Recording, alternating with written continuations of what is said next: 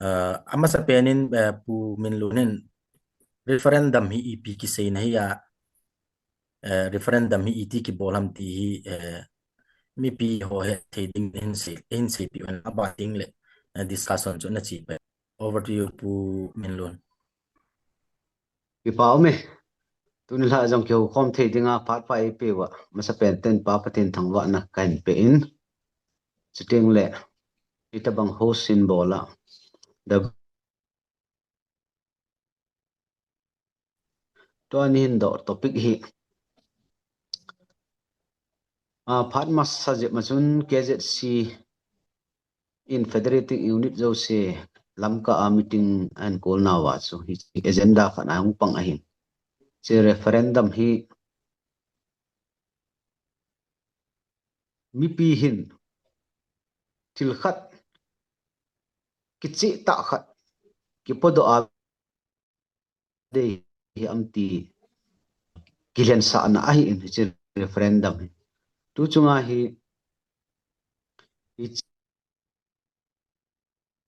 Kuki-Zo inhabited area zo si a hi mi pi in I chana angai sa nga I chana angai cha nam ti hi vet na dinga vu la na hi nei ding ti hi tu chunga hi Kuki-Zo council leaders meeting a so hungki pado a hi ichi hi enge dan dung zu ya chi le India constitution wang chun ichi referendum hi tu khanga hi aphal ta lo be set a hi hi jong le tu chunga I bol hi I ho nam sunga I bol a hi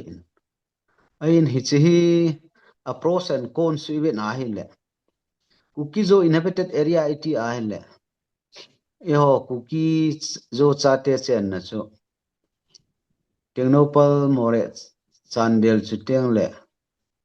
Churchanpur Pherzor chu teng le Sadar Hills Kangpopi hi cho hi atamzo hi kompengai chen na o hi cho a jong hi vote halew han hi ho Kuki-Zo chate zo se chun ichi separate administration ka de iti so ke dingo tik bo so ke dingo hin ahin hichi ho Kuki-Zo inhabited area ajong hi community dang cheng ki na hin yo chun 100% chu vote la jong lew han hichi chu valid hidinam ti yong hi pa lungsi na lin ta khan hi chi jong le tunia nin do referendum hi pi ki sei nam nan ti pa hi tu chunga separate pa hi UT legislature the article 339A Indian constitution dung zu ya cha wam ide hi wam ti hi wo la na sim na kini hen ti chu achom lam ta kain hil che na he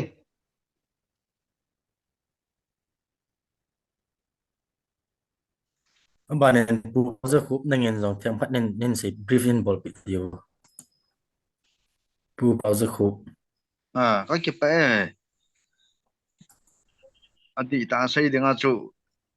hết trong căn hết phá lô na hết chi meeting căn hết chỗ ông notice chỗ giáo đến căn tin na chỗ căn hết phá ta lô tu ni chơi pele pi kitu hang lam kai pu showbiz sang boy kom an number ka thum le in hin remind le kong zao kha hin ka ki pa thu thun chule kyo yong hi ke so dali te hen tu he conference den thim khat seminar hello ding conference nini adian ka ki go no le tu lai ka poi changawin meeting ka nei ki go no hiana physical hiya kolang gam la ke ka go ka china ding kishan ga ti lango hin ko na pa na to ka ki pat phat cham khat wan jom thein la hen an tin pung ko a ya ka chi ding hin tin referendum hi mi pin illegal a hati na dei lo hon adi dia a movement wa lunglut be se loi ho ma thado NP Manipur ti ho he ade lo penen thu so hin nei kinuwin ke wang chun referendum per se apha asia hipun naga tian ban plebiscite abolwa hele na referendum chu positive connotation anain ke mudana he plebiscite chu negative connotation chu amon plebiscite abolo chu referendum chu kuijun ba la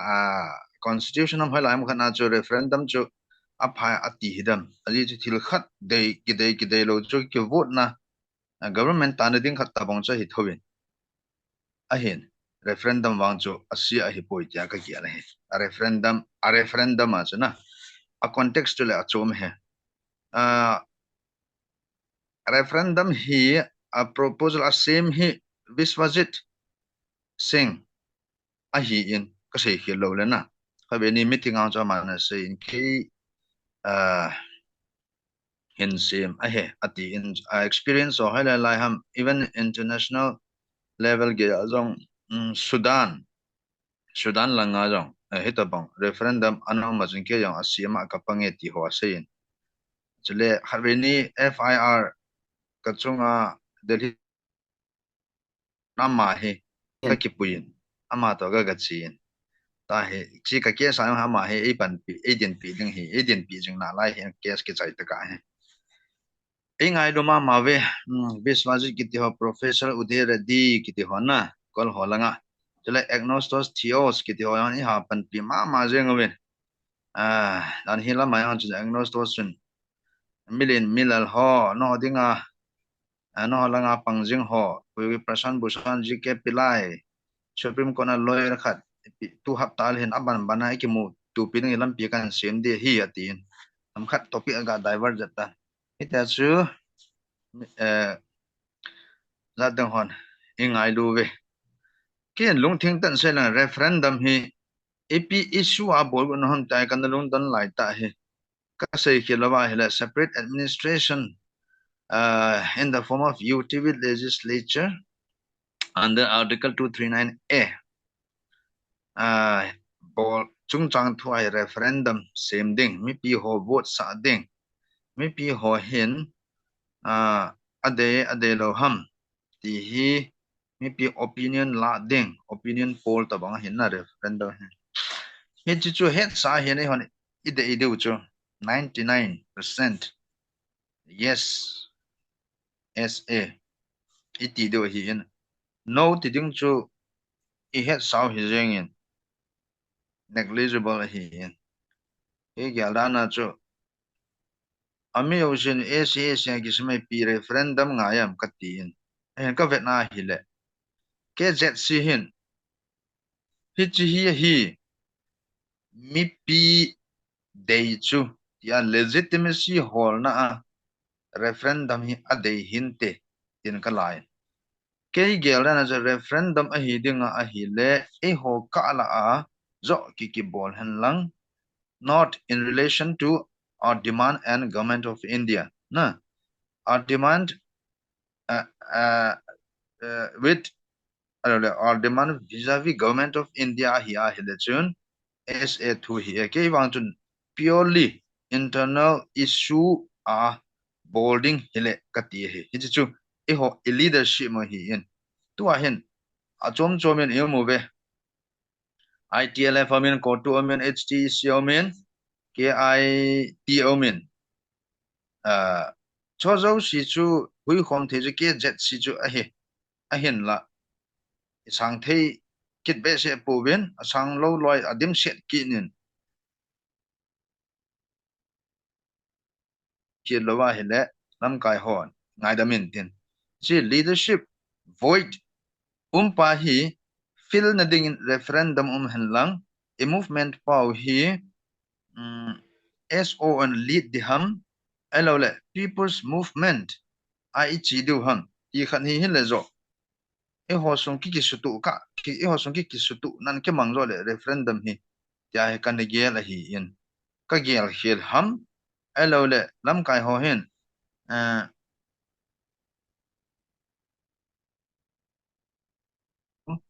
SO a hi ya ise elao inok now a hi ta hi lawang jun ke ha puina SO zo a hi ta mo nga a hi le extension hi ga le mi pi yang ki lung thei kit tinga hi thowin na chu ti le extension chu le by default a chu kzc yong chu mi pi ho hin hong ki sang thei de ham na ta chu seile im ke bang kzc chu soo te cso wing a hi ti thei han na ki de mo hi pun ki de ma hi a hin kala a support lo ya chu hi chi leadership void neu cha tan mi pi do na en people's movement la nga chi du ham ai lo wa hi le so hi di ham ti lang hun chi le kan ti kan ya la khan hi en ka sei khil a hi on en la nga lam kai ho u te o men e ni hil chen en ten ya chu e chi referendum hi a basis chu ke ma personal hi na chu ka het thim be se poi ti na chu kalongel ka sei he an zo ting le ka sei na sei khile ti yo ting le umenin na hin hil chen lang an zo ting le no phat na hin payment lang a speaker jong aki ko speaker ho hong lo ji chun an zo ting le phat lam ka nen pi thei wa ne na hin payment tin na nga kun ni jong alla u te ho pa te ho kun ni jong ki ngai han tin ka sei pa he a hi tia ka sei hi pon kalungel ka sei hi in ting like ken jong I will learn it na learn to unlearn ka bol di mai tin ka ki pe chan chu ka sei thei hin te pu Benjamin welcome in bolove pu Benjamin hong lu to kilon ama pa na pe pai pai yoite tu ni la topic ngo Kuki-Zo referendum e ama hi ko hura chairman hi na bana kuki in pia ong sima hin pu Benjamin he ama anzo a pu pauzo ko min sei chu referendum ne ding ne loading hi e ho sunga possible dai ho hi ya mo a chu referendum hi bu pam chu lam kai chum tum ho to sei min masat ding ti tup na chu topic a kin po do hen pu Benjamin nei sei video chu na hung zau thei jin ke pa thu ke a velen ken sai kenin tu chunga Kuki-Zo te ho in KZC ti du hamin referendum ti thu an sai pino hi nang ngai dan to hi chu chung chu na he ipi mi pi te he thei dinga dei sa omak ti chu ama sa pen opening remark ti di hamna khanen hin sai le chun ke pa min ti referendum thu sei din tiu ham e ma referendum hi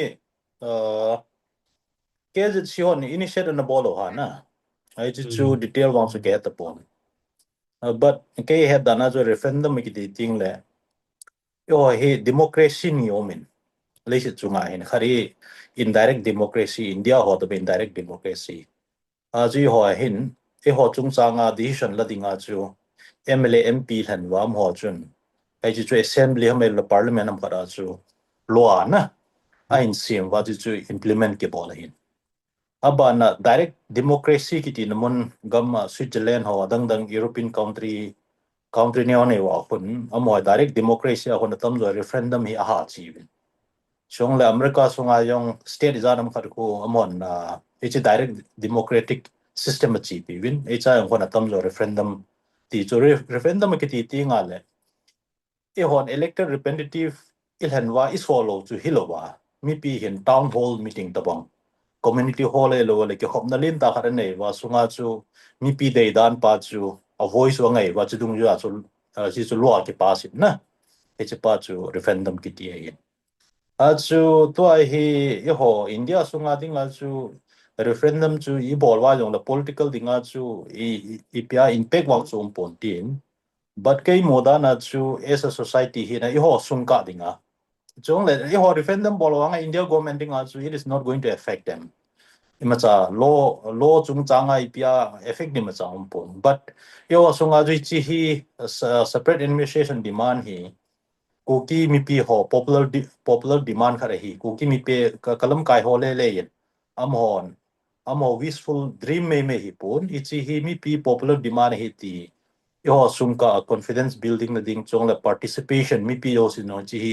akidein panakilai ti het the ding a chu chong la mi pi yo se nom nai ti het the ding a chu bol asit na ma cha pon chung le it's all the bunga public kind of it's all the bung pa chu government to I ho constitution to ke kal na poi na yam ta lam kai hon bol den ti wa I bol wa yong la sit na poi ti chu mas opinion remark ne hot kapinomen. And second thing he in Bogal in now it has been 21 months ai le tu chana ho ka tam zo mi pi het da ka sei nom chu ni mo hi a politics pon chom sakat emotional outburst a hi lo wa le ho sung ka lam kai yong ka ti he ho sung ka ho iko chambara ki til tu ai wanga impact lo ta bong tam zo he tu chana movement chi da no da chu thil gil ta tampi ho hi tam zo mi pi het lo win lam kai ho in pi meeting han la hoi la yong dai ke ho ka kheu jing win I chun a hi thel mi pi jong hi neu chakat gullible hi lo di hi ho hi cham chakat temporary ho lungnat na I phon do mai me wa chu thil ki chai de pon da chu politics ati ting a ki ti ting it is a different game altogether plus time consuming ai na e cho yong chu patience ne nga yin a chu cham chakat hoi lam khara thalgin manai ro la mi khat chi mana til hilai ding tilai pun ani na chu mai lei sang som sang lai tha ji wa ese mo du yong ai pun chu a hin to ka sei nom na pin chu ese jong tampi confusion I chi min a separate administration I tiu chu a to a jong separate to banga yu mo hin the only thing is we need an administration na mail ho chu a vetop ding government ai lo wala governor omin kuki area chu ungoverned to banga me thara kona chu government lo to ba yu mo in sunga chun government and hetel system in pulut win lang government in pulut win he chu in the form of union territory with legislative power na ti pa chu in thu mo hin to a jong chu government is at gong jong le I ho chu me he go mai chi da yo I chi da wa me lo gam sunga kin lo bia ilu sa lo wa yo chu separate administration chu khat ve le khat ve chu government a koi tho di ai chu ho gam lang chu law and order dinga sensitive hin jong le India dinga dream project go egg is policy ki ti yo si chu ho ga ma hung chi di na e cho ta bang chu su bulit na dinga chu government in hilanga I ho kom administration in pi chu thil ha sai poi ti chu chom chakat mi pi het dinga ka sei no men jong la ni na chu to ai hi veleo han mail ho hin tu chana hi demand ki ti amo dinga clear demand ma cham lo hi jong la ni na chu India constitution dung ju ya chu mai lo chun state nei tau state nei wa state Manipur state hi ko na chu mo 60 assembly seats la chu amo 40 hi wa I ho tribal ho 20 bo ki that means assembly a chu amhon dana dei dung ju ke sim theo anum lo bol theo he chu ta bang chun an bol win a chu an bol win chu mail he pau jong mai te maje ki ti ho mo dei bonga script ke sim wa I ho chunga impossible ho thil tampi Manipur statehood ai level Indian independence wa ko na hong chi tampi o men e chu mon state nei ji wa state a majority ji wa bol the o hin ya chu amo dinga chu izar in se yong le international forum a chi han lang India government ko mazar ki tung jong le ki to mo jong amo dinga chu grievances lo ta po ma hin ai chu state chu mo ai ji ne mai le dinga chu na a chu grievances nei chu ana go ho le I ho ku ki ho ki hi ku ki zo cha te hi bit but tu chana thought me ako na ingboy na wa para even alain as we are not doing enough na ami pi han la lam kai ki yong la ai cho mail ho chun a demand o chu ku ki ho demand ku ki zo cha te ho demand pi hi win ti me men adang amo ding grievances sum do hin ai le I ho demand pi hi win ti ho chu aggressive ta gamti na bol ngam wa akitom ngam wa I ho elanga a victim ho ai lo like grievances nei ho loi chu begging boss to ivale le pau chu chu lamkai han lam mi pi na chu I change on bai jong la ani na chu SA demand oi mei honi pi de wei pon a central government AP de wei hin ya chu APD ho kom wa I hon SA demand na pi no chu pi ham ta le Manipur statehood ang hui zo apara Kuki-Zo cha te chunga khan si na hi ta bang om tai for example 1992 apat 97 chana risang kai sing na go ho CM hi na no ya NSNI no hat lai ta amo CM hi no na yo ho chunga genocide anom ta na ale chila yang chu ki hon evidence ai lo la proof ai ta ni nei lo ji wa chu min ethnic class ti wa ta ma bolo le a ko ki le na go ho mi cham ki na da na u mi chu chila chu ko kyon thing nui ki nei lo man cha ki nei lo na go hon i ho chu nga nom ta genocide na bol ai chu win na ba na early 2000 vela mai le thing nui ho lam kalang chan dil lang hung lut ki ro par bunga nu mai som thum re ban na bolo na i chu thu yong sang ta ne ge a ba na chan dil la jong len mai na kam wa i ho mi tam pi keng tong a ti hin ko be tam pi no mai i cho ta bangam ho i ho chung a khan sin ho chong la ba na tu chung a jong biren chief minister hi na no ya me ron i ho chung a tu chung a jong ethnic class i lo hi atam jong hi to para i hon i man jing ju so me de fasting wale i chi ethnic class ki the lo hi i chu government involved a majority community involved i ho minority chunga na ki tong ki chu ethnic class ki the lo it's a pure genocide ethnic cleansing ki pa chu i ho hin me de face now no hoi lai mun le chu sei jing do ti chu ka sei no min a chu hi cho ta banga frequent ta chu thilung su hin it's instances or in vera le chu manipur government no ya chu ho protection of akinai zo the boy ya chu ki ho hi lawyer indian citizen ke hi win India freedom movement ading injong no dis a tribe zo sila ki ho hi nasata aha pan pinong kani hi win aina kana pong win ti chu isei wa le juni hodinga chu we have lots of ipiha evidences chong le hodinga substance tampi nei we government ko mai sei thi diu chu na ichipa chu a right to ton to chong le a hi na bong ta a I ho zo an pan ikisim thei lo ji wa hi government in jong hena sa ignore bol hom ti pa chu chu ho lo sin aviala reflect it a bol wa ikitha agel ke ro ngai ti yo chu ka sei no men a chu ke ong ima ke hi lang ki bol the hi jong le ka sei hi lo wa le central leadership to ki ha mo loi pen ka hi mai thein e ho la he tu chung boi zo para hi a chu union minister ro hi na dang dang o in tam pi ka ki mu a chu sei nom pi no chu a to para hi a hi thia le I ho e khat ikigon na pau ke movement chi dan pau hi neu che khat alin je ba ilongge lo he broaden hi sa wa ya chu in pi thei di ho lung thim chu I pi ti khoi kha dam ti chu amo ko ma taw ding ka ti nai poi a chu ku ki zo cha ten ese adalo hi a serious pong mong ve a ki pi lo wal e thei mong poi mo hi ti pa chu I chi din mun stand chu I pi ti la do hom ti chu mi pin to para yum na chi wai gel do ti pa zo na se pinin e pil ka bor no min abana to hi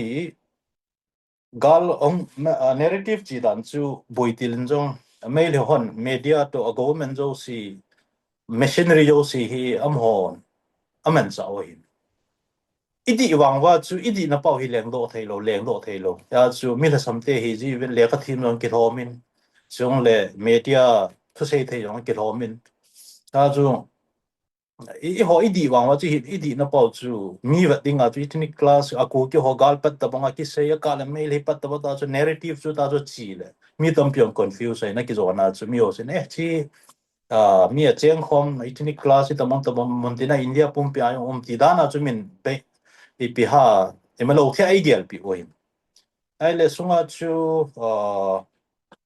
pathin nei lung sit win a chu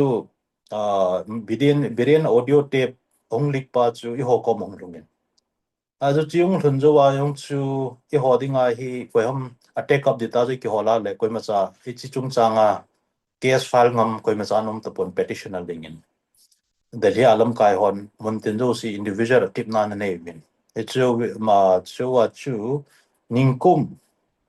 August 14 August apat 17 ha 6 na ku kin pijam kai zo si to Shillong a meeting kinai homin chu chunga ji kyong human rights chairman to ku kin pi siama ngai na than oi hin chu chi thu chu ne khan sei leng ke principle a chu electoral politics active alu so hi thele ku ki yo ho kiloi khom na cs wa hin koi ma ke hin la koi la panda han ti chu ke principle nei hin ai le chu chunga chu na sa ta in ti pat win chun Kuki Moy for Human Rights way back 2005-6 lang acho kana pan khain kyo ai le ngai chu ko na chu electoral politics un kilo da chu CSO ai ki kum lo de ta chu ani ki um hin ai le boy lai ta hi chu lamkai lungel thei tam pi chun ko ma e chi boy lai ta nang na pan lo le ti kha chu seu le ha da ding chu khunung le responsibility nam boy lai ta responsibility ko na kil mangin min ei kelen te ti chu no mo ka san ya chu panin nikila hin ya chu sunga pan nikila to thona hi chi meeting a ang chu ni ki sei lein a hi thea le chi Kuki movement for human rights menin petition chu file te ti pa chu ani ki nikil lo la e chu to ki thona chu ai pi le a respect to tam pium long le chun e chi a ki chi pya so ko na chu thudi khat hong len do a e chi hi gal hi Kuki zo cha ti ho bo le pun mail he ten le mail he government in Kuki zo cha ti tha chi met na dinga ti ta bong lung thi ma gel wa gal hi ping a he ti khat chu approve zom ti nga le hoi lai le si chung government han long hoi lai mun hiong le so zo hang san tan i holding in stepping stone a hi lo la foundation na bong the ta chu thang tom ta pan ni ke la hin a hin i pa pathin lung se din tun jong tua audio tape chu kat Supreme Court in no hon authenticity verified in born la hin pilu na ti dung in authenticity chu truth lab hydro ti chu proof tan ala next a chu honi bol du chu piam ta la tua hi biren audio tape proof hi to na modi le mitsan 20 months biren da dolowa ki o thachi met na dinga ipran ko yunam tai ikipin pharo ala chi to ai hading lai ta wa i ho i momentum mo hi bonin tu hin ko ma sai he chelang chui sei ta po win a ki zon an i ho internet issue ho po ai lo wala necessary mail ho ki dei chawei no ho po chu ai boi a chu chilai ta chu i politics objective ho chu na he chu i ho ding ila sam na lai ve ti chu ka sei pi no min jong la tu chana mail ho in play na pau hi bol i ho koran pe lu ji i ho bol i ho sungka bol ki chu chu na amail ho mit mon ho ai lu la mail ho chu anti national hi no i so jo si i ho hi i pho za de hu ya a to ai i ho zo hi mail hon narrative si wa anti national da na project ai bol India kol ho tam pi ta san kol ho tam pi ta san ni chu ya chu to ai hi i ho hin a game hi chen so ngai a game pa chu mail ho chu to ai hi mail ho chu sei amin long pa pu ding a yong se neo wal ka sa hi ke chu SMO te ti wal to a chu i ho hin i target chu government ko ma 20 months so nga chu i pi ding a biren in ka chungwa bom ke sana mana tha che me de good wa 20 months so nga chu no han biren no ho wan om sa om ti chu question ni bo de na hi che pa le chun ada chom lo wa government in zum so ting wal azum ti ting wal chun hi cho ai pem khat bia kap kalung thei lo wal le ka government hi ai lo la India government si di tai ti ting lo bo su ni pi de ya chu government gel ding ayong zo tun i ho ta home minister ke la prime minister ki yong le boina hin ha sim ding in ha so boi ding pa zo ma se pi na am ho lung dam de ding ki bol ma se ti to ai dan pau hi i ho su ngai i ho in government lung kham na ding ai lo la government ki chat la thei di ma sa ki bol do lo a zo mail ho zo he ki cha ro ni ya zo mail ho zo ko ma chu mo hen a ngai lu do ai pun til an ha su sit lo na di wa mail ho zo tension ki pia i ho neglect a kyo ma hi ti pa chu ke opening remarks in ju saying ka tin ani na tu hin a hi i ho sum ka hin i pi ha mi hi mi a vision a ki chi lo ti nga le chu mi pi boi mo ngai ya chu ati dia tu chu nga i chi i boi na wa spearhead bowling ai han do Kuki-Zo council in ei ta ben as you ho yo si i voice up on dinga zu ya chu Kuki-Zo council lam kai ho izao wa le Kuki-Zo council lam kai ho le ama fraternal organization ho khat ve hi deep ta lungel theo sidan ko khom wa khat ve wang hi pata cha threat bell discussion kha ineu ngai ti pa ju ka sei no min ei chu tun jong for example border fencing thu min border fencing thu hi mi hin politics are capitalized border issue ho la hin i ho issue ho lo be ko ma issue chu ato border fencing no chu na ko ho dang dong internationalize ball go ro chu na border fencing chu ai la impact chu na ko ho le i ho ti hi chu ai wang ai ho yung border fencing a ko voice chandil le ting nopal te bo na tinwa dam ho hin ma chan ki sei ki se bul ti la chu khat ve ni ve protest bol wa ba na ma sa ki sei talo FMR issue yung kete kap lo then for example atwa khat armed forces peace power act thu yo azo mail heite zo na sada tu zene India government in mail heite hi attention appeal also armed forces peace power act na ichi su na ijo sa capitalize bo tu zene India government ka ti he amo hin tu zena zo India government attention ne kidro wa amo advantage a isu zo amo phatom na dinga na he do hin tu ni chana i hon isu tam pi ne yo hi so tackle lo wa yo ground na e ma a comfort zone ding to i ho e ma tough ground e ma tough area si ki su ha ding ai lo wa le e ma block si sa chu humpi hi ding ti bo i bui pi ji wa chu tu sa nai ma chan lo ti chu a chei na ka sei nom hing tin a chu chom cha opening remarks kan pi na chu kan sei chop man mulin a chu e chi to mun discussion le nom di hin o mai chi o virtual ai ta ke ho no hi concentration no la samjin na e chun opening remarks ti chun sai phon nge thank you cái bảo bên nào cũng bên hình referendum chung chang cho lại thì tua tu chung cái buổi nào narrative change xong dan lại ai wa ko na movement hung phak xong dan cho cái chuyện làm bằng anh hiểu thì mình tu in pu he giang ông thì mà chung cái bảo tu cái đó cái nên pu he giang in tu chung ama sa khat umil lu na sei ma cho KZC in hi referendum initiate a hin bor chung chang a he chi referendum hin ai ho political movement ain ha sa chum dem ai lo le chi referendums bol lo win jong hin ai ho i movement power le it to play doi power a separate administration with legislative pa he hi pitilam dola ke bola ha thai che ding ham ti to hin he chi chung chang hin nang ma ngai dan hin sei in lang sta le he chi ke ho lim na cha ban ban an chal ki te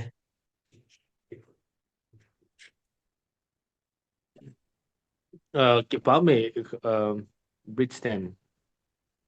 để sắp na nên này chung với the referendum thu hi isay di ngay le kay bang chun separate administration with UT with legislature itiu hi chi referendum hi government Indian government head dia ibol masang ba hi iho sungka hi referendum hi kichi ta inay di ko dai sen chi referendum chi pi ding ham tie le SO group min i movement hi a lead de ham ai lo le civil society organization in a lead de ham chi referendum hi nampin ki bol le I think the first thing hi chu issue fal ba le aba na i movement pa wang chu e wang chun boi poi ka ti to a hi ka ho lim na sia chu ka sei hin hi chi gal hi ni khat le tu si ma hong ki sei ding hin ko ham chi gal lam kai SO ho na sei kit la ki hon talks ka pat no hin ki hon na chai na ka sem de ti bin a talks pan hon la ichana pha wa ipium ham ti la ke chen thei de lo mi pi yong hi lung sa ia ki jing ke a chu ta ting la talks bol ho chun ichana chu government pressure pi jawa a talks bol ho chu ichana chu government chu convince bol jo ham chong chu thei lo aka la ki hi pham te le mi pi movement ho hung ha di ting le eso ho zo hin hi cho hi khat vei le bol hi even ta hung ki su hai na ho hung jin ta bang din mun lai ta zo pu Benjamin in issue hi ha ta issue le ro ngai ti lai ta issue ki su lien thei lo wa mi pi so sang nom thei lo wa mi pi jong bia kal son na ki chi thei lo pa hi chi pa zo referendum hi ki chi ma san ka ti ge bang chu ya chu hi chi referendum to ki chi ting le SO hon ki chi san ai li nan ta referendum pi wa le SO full responsibility pi do de a chu ti lo SO hi lo win CSO in hi chi movement hi ki chi sanin ei lamkai han tia referendum hi public referendum cho hom ting le chiwa cho ban step chu ki chi thei ding he chi ting le chun who spearhead this movement chu ki chi thei ting le chun a ban chum thei ding chi chu ama sa ding pa chu ma sa lo la he la adang ig bol diu ki ti chu chiwang chu cái mù đỏ lệ cái hệ đỏ lên bang athil hi achi ding dola chi lo ting ni pi bo jong le han chai na chu lung tha na ya ki chai bep de tun issue hi asai banga chu government ki cha thei a issue hi put up lo pi chu ke ki yong le chi chu ka pi lo de ti chu ka sei hi ne public domain a chu ai banga chu iki pin na pau chun government chu pressure ball ding he ai chi government ki cha na thei ai ma cha ki ball lo he la chu tu am dan thil khat bol ba ki su kha ba khat la ni chu in kho ahong chi kha ting la chen cha chu in bol te chu chu lo ding he ka thi ge ka thi san iti wa lai sa la chu the tu jeng ilung let dan na chu ai wa nga chu mem hin kho khat to chu ahong chi ting la chen ilung sa pe jeng ngo chu mi zo ten hin khoi zan na pi bam mi zo ten chana na tho gen thei bam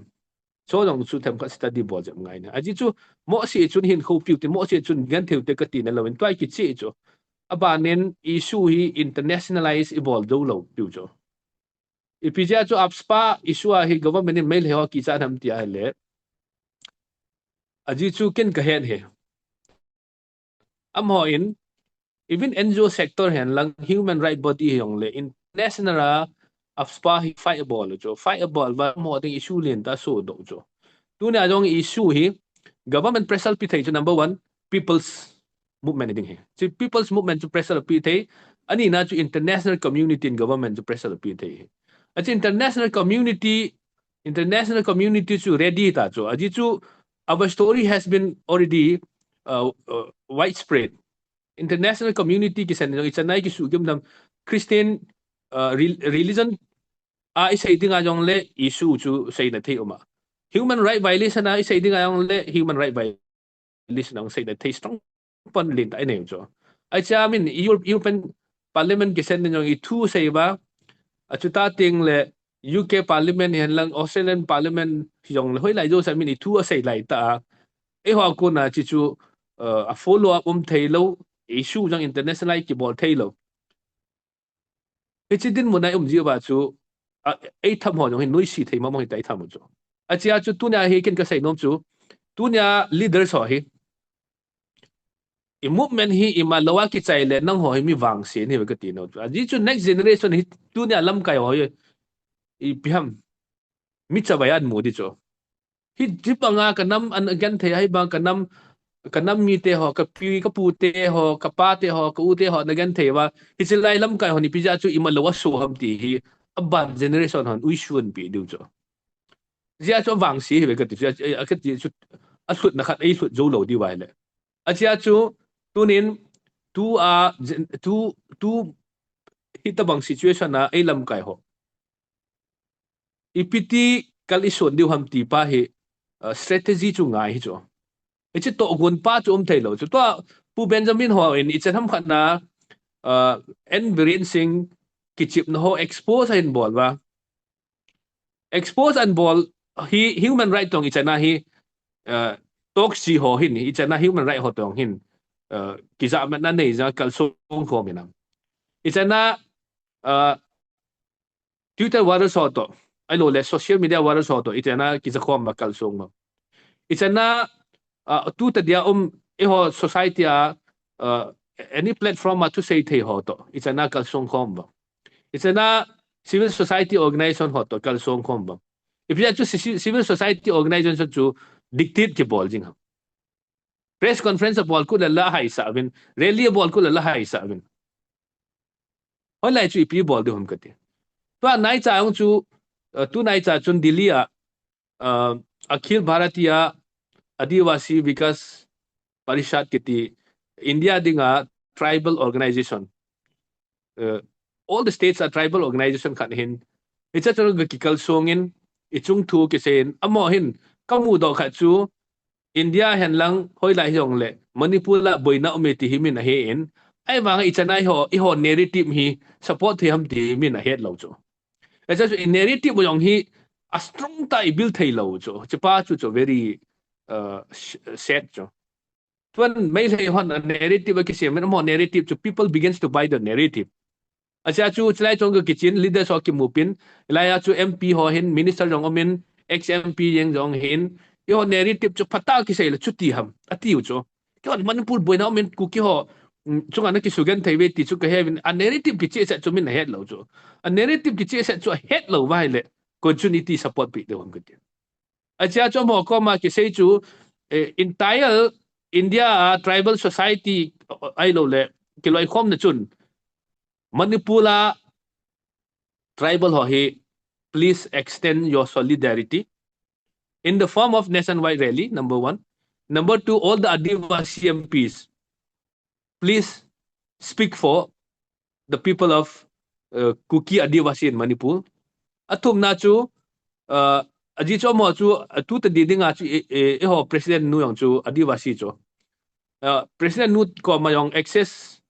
na tay na gon pi, even Prime Minister access na tay na gon pi. Aba na chu, Manipula Adivasi delegates so hung lang, ni hung study bin. Kato now, a born in a ground nga, hung lang, have a feel of the ground realities. Cho hung bol bin ti chu ki say hin. Asya chu, hichu ho chu, langa aning nga pa na zo si hin, bol thay bolo, ay mga chu koi chun ay pui khom ham ti thay lo chu.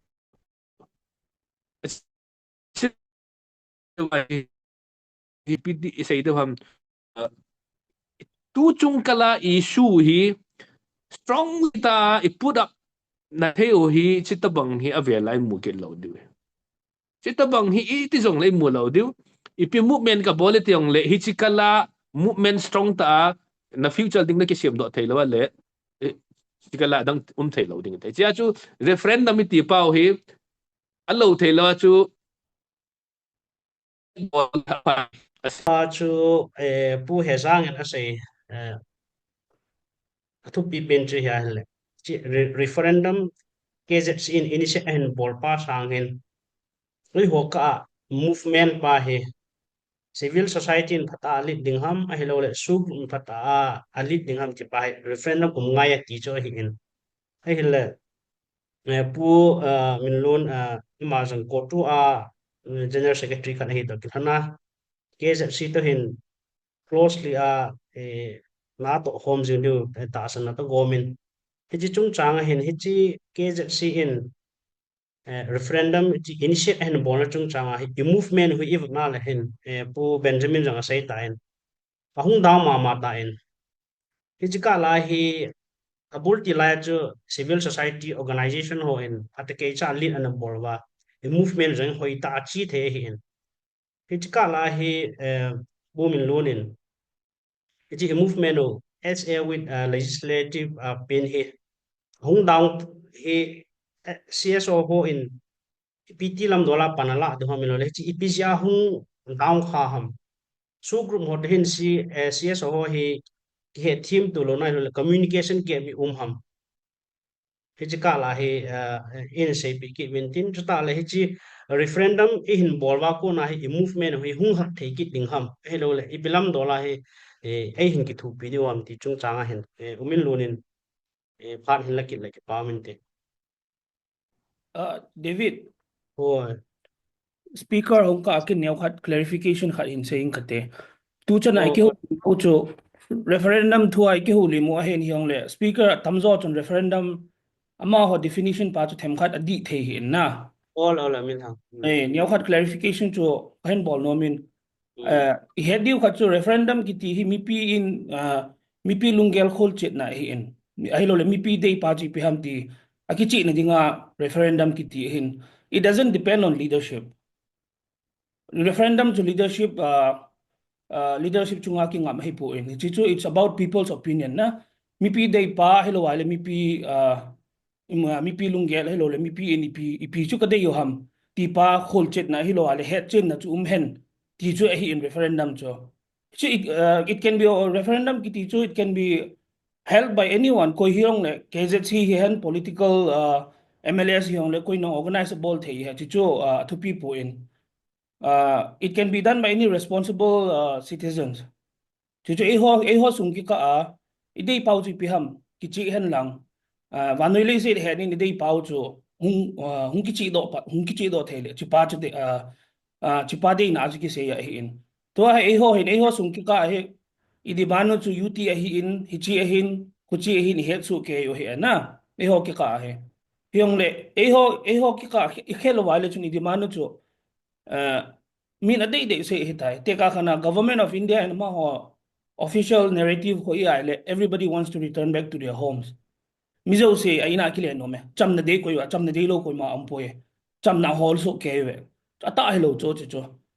ki ka ina ki le nom lang hoila ipi na ka ki le ta di in lak nei tapon e ki hal pi ta cho ho chu government of India narrative pa position pa yong he e isu nu nga ya he chi pa yong he he chi ya chu referendum ki ti chu mi pi ni bon wa wa nu li sit het thei ding le chu le koi ma in e idei pau hi lo wa hi le itu pau chu asei chat vai lo na dinga kisu chet na khat hen ti pa cha hi in na society sunga lamkai hoi pp boi nei pi ham chawang chikin ma cha ka he po in hiang le ke ga he dola chu referendum chu bola bolding a hi ta hi le e ho sunga apex body kzc ta bang chun organize a bola hiang la pha hi na ma han bol lo zo le it can still be organized by anyone chu chu thu pi po ya na hiang le dunia ke hulim na isei diu wa thu pi pen chu referendum mi pi ham legality thu yong isei win abang khan ne sele illegal he ti Indian constitution na chu referendum hi illegal khoi lai ki hoi ma cha ki sun hi poya legal he yong ki lo illegal he yong ki lo he chule he di khat chu India government ma hin referendum hi mangcha ngam me ne ke le cha he vel sigi ve hi India government in India referendum hol na bola state tha yong a same abana agam yong ke le be he chi he di khat he na chule dang khat ga he di chu India he tu pen he more than 50 demands he state hello le UT demand bol he more than 50 groups to bang he ale te ka khana India government e ho in referendum i bol wa le midang khan ne se le midang inong bol jeng hen lang le 50 groups wal demand in bol thei chula mati de yong le situation jo si ki bang he po he na midang khat te ka khana gorkha hello le dang hon state demand bol ho khon ai ti ama ho ethnic cleansing to lo he e ho situation jo za cho mong he ethnic cleansing on top of that state sponsored violence abana historical economical dang reasons ong to umnante hiong le e ho to pa jo India pumpe koi man tu lo he chipa hi he thi mo ngai he na them khat ka sei thim lo yong le ni he thi mun lang lunga ka gel tampita sei di ka ti in yong le ka han sei ting le ka to cheng ho hong do thei ji hi na avele hin gel ano ki prepare on nan ki moment tang dola na chang le discussion panel discussion lang le nan ne thi di na ke pau mena audience ra ko nen ngai dang khan ai sei wen e ho thu ki do ka la wen tun pu min lon in an chu question chu nan het himam lon kan tha repeat ke dam Ini hin repeat kino ka light hung tin inverter ka ot ka oh asuna ka boy. tu chun chom lang hin sei jing na a political movement pa he a narrative pa he iwan na hin ahung down time na ama sa chu CSO ho in patake cha lead na hin bolwa ati sun ITLF hi in kotu hi in chale adang hi in ta chu narrative mo chung ki form ki ko he tan hi chi kom kala hi ki benin hum kha wen hi le chi PG ham la hi chi ahum la hi referendum thui ahung ging do kin a hi a le hin chi abul ngai se wa referendum chu mi pi ho ngai dan la no mai mai ti mi pi ho chun SA with legislature atuma ke pu no ki dei tho ma hin na hi chu mi pi na dei chu her sa ma in atile hi chi movement in bor pau he su group lang hwa ko na he trade umji ham le communication ke umja hi ha jo lo ham is kom kala he hin sen aban le ipi step ila wa pha ma bana he na ti tu chen hin sei le chen ki pa mi I political movement hi mi pi ako na wang dai lo eh. ain tua na hin sei hi point hoi ta hin tu chunga hi hitabanga mipi movement yo Kuki-Zo chate movement hi khangkit jong lo talu mai the hin tu chung kitang ta a hin hitabanga kilung khat ta a movement hin chi piu gal inei hi anom khalo a hin tu chan ge kumni lingde chat hi mipi movement phat cha aung chi in hoi ta in kilung khat tan pan chu in law la nyau nyau ki tu mo na ke khil na anom jong le government head dinga chu ki to ta pan lo a hin ichi ki tu ta pan lo wa I thu hi centera address hung ki bolding kon cha hi mele ten san sa lau ham wang ka hetapun manipura chief minister pa resign han ki bol sa un chizowin chongphat jowin president rule impose hung ki bolin ale hi chi president rule impose hung ki bol hin I ho MLA som ho hi tu chan gya president rule sunga hi MLA som ho in separate administration a I chan gya pat iladi ham I chan gya kal ison diu ham I chan gya CSO in achuten le so group in panaladam ti tu chan gya kiche ta a kam ake lo pa hi I ho I ba I movement hi down ta banga kha in enge PR sunga chu bol thei bol mo chu nan te hizong le I ho chun legitimate ta Indian constitution no ya article 339A ichi pondicherry model a chu union territory with legislature chu kilung to ta idel pau hi ipa democratic ta a chu yon protest ibol mon di umlo a hin in hi chikala a hi evena le ipija mi pi movement pa democratic ta movement hoi hungdai ham chuteng le ipjam iti a hin ngam ta MLA som ho adin nga ye hin kei mit mu kei changwal mit mu in wang ngam ten ading poeti hi ka seino min jang penin chuteng le hichi president rule alo le suspended admission kiti hichi period sunga hi president rule thing set jong chu hi lo a hin ale 2-3 months jo le government chung ki sim kit tale ke hi chan wo kane dinam a lo le kemle hi na hi det dinam ti lung pu jong anei khat to witam hi cha hin chief PR sunga hin ipa separate administration movement mong mong in kam ake ngam hi bewin hi chi ja ma ho in elected member on ake ngam lo je wa hi su group ho yong hi akamu bing hiding kaging cha in ale hi chi te ni ikinet pi te ni uchu ipa silent ahung hi pha na chu hilanga civil organization pressure group ho hi ipa kicheta I backing ding lo ting le chun thu ki mo sei thei lo hin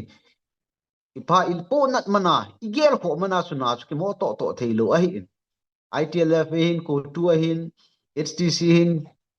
KIT a hin chuten le adang dang kukin pi hin CSO dang dang hi jong le it's a separate administration movement a hi hichin bol tau te ti hi decision ki mo la thei lo a hin tu chan ge ya chu MLA som ho to UPF ke no to ilanga civil organization yo pressure group ho si idin khom wa na ito khom ilai khom a hin ain hi chikala hin ipa tu hin consultative meeting jong aum tapun enge tu ma sang jep chun KZC umbrella no ya leaders meeting khat wang so no umin MLA khat lani yong azaw na hi chikal wala hi meeting ki tapun tu hi even a hi le mấy lấy te to ikisa no ham ai lo ai le central government ko ma separate administration ithu mam ti hi akichi tapon enga mấy lấy te chon ethnic cleansing in bol was gal in ei hin movement pau chu demand chu mấy lấy government manipur government ko ma ithu mu lo a hin hi chitiani hi ahle khen ji ithip lo wa hi le I ho ki ka la hi disunity hung pung che se ding a hi we forward na dinga ka dei wang so hi le ichi gal chapter pa hi ipiti close bol ham ai chu to center government in yo pressure ai bol hi let peace first, then let us discuss about the solution ati pa hi peace ati jing pa hi mele te to ikisat pa hi ho adanga separate administration hilo wa hi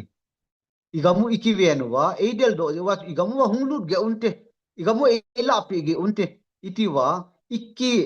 defend na wa so hungte ngole ikki sat wa ikki ka mu ahin ahin mele te ko ma so separate administration hi movement to lut lo ahin central government ko ma ki thu ma hin ya so chapter by chapter a hi hung chi pha no he tan way forward na dinga ka dei wang chu agang lamin KZC hin MLS som UPF ke no chuteng le aba a civil organization ho zo se hi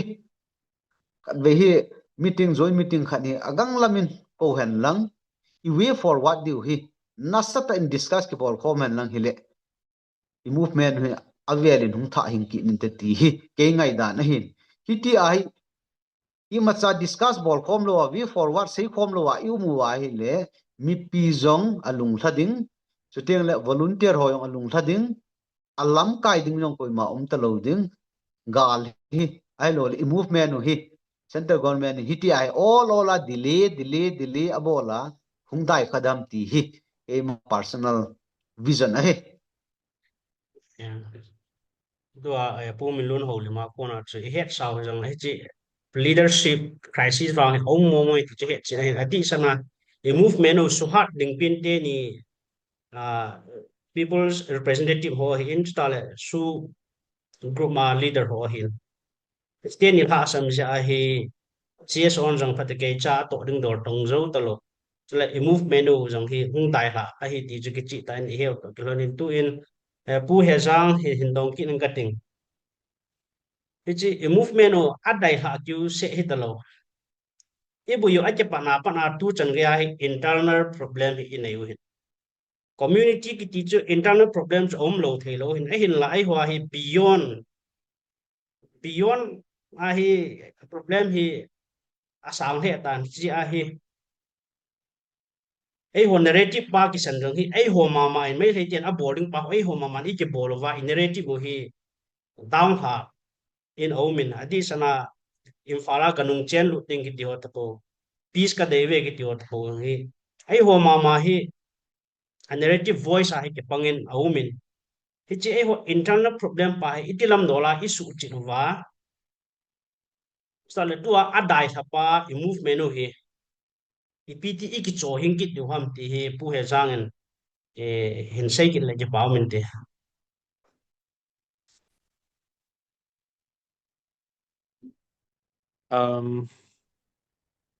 movement hi e wang chun adai la e athi ti thei ai pon a hing jing a hin ama bo chu isai jing bang wa chu ei lam kai ho hi a ki su lo ja hi mi pi ho jo hi confusion na kam ka muai lam kai ki su lo na mu na chu ho ya chu iti ba il chi tu thei ding a movement hi jong a dai di poi a mi pi jong a ki lung tha di poi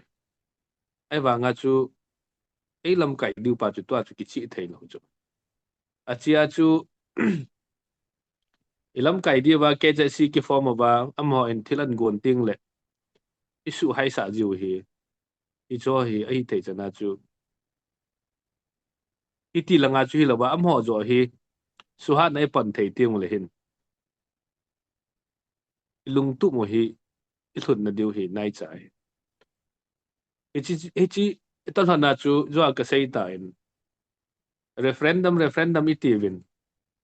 a referendum definition chu ipizai boy pi do am tai everyone knows what is a referendum all about AI dong tang definition na pi di chu en ka boy pi chu referendum definition ka boy pi pon achi referendum definition sa nga chu a ground nga realities ho hi study bola chidung yu achi ti hin to deu ham kasi banga chu civil society organization in kitse sa na mi pi movement na ai pui deu ham ai lo le am group hon hi chi hi ei pui jing di mam chi pa hi akichi ting le thil ho hi felding hi chi kichi lo lai sia chu lang khana sei dinga chu a CSO group hon jong khat ho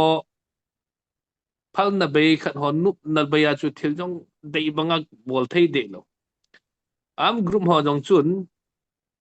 lang pa sei dinga chu bargaining power chu akisiam lo chu bargaining power chu amon mi pi ho hi ke hon ka control jo po ve ti chana hi amo hin adin tiang le mi pi pa chun amo hi bargaining power siam pi di chu asi bargaining power min siam pi kut lai a siam pi kut ting le amo in hi chi pa chu asu tip kha ji ba hi chu hi ikal son da no hi pi ha lung na chim ta ki kal song thei lo chu a koi chu oi mo na hi pon imi jo sin se hi i thu gim naw i ki bol naw i pu na ji wa chu i ma hi lo diu hi pu na be se ya chu i ji ya chu chan chu sei kha ji we na ji chun a movement hi a dai poi a chu ta ting le a movement hi a thi pon a hi wangin i lam kai diu hi hung ki chi ni le a mo chu mandate people's mandate nei sa diu he a mo chu ki chi sana power responsibility mandate ipi niu le tôi ham mấy tình dâu đi ba hi chi pa chu chu government ki cha ja hi ai thei chana chu hi chi mi pi hung el do ding mi pi hung so sang ding issue hi India se lo wa hi chi kal lama hung chi be ding chu ki cha ji a chu issue tip ji ji chu hi chi pa chu chu pu na no me a chi a chu ke bang tam ta ka sei nom poi referendum chu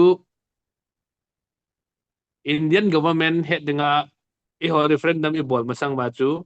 inam pi vin kon ei lam kai diu ham ti referendum zo hi bol chit masa na ngai ka ti e chu ki chi ting le mi pin jong ki chi sana e so hon ei pui hen i ti va le e ja chi su boi lo diu ma ki chi sana ki pui za du si e so hon ei lam kai atia le ki chi sana ma chu lam kai sa du a su boi di ho chu e ho zo in so zo chu pressure pi di e chu ki chi lo lai se awang chi pi bo jong le hen til ha sa hi ti chu ka ga sei do nom Ừ.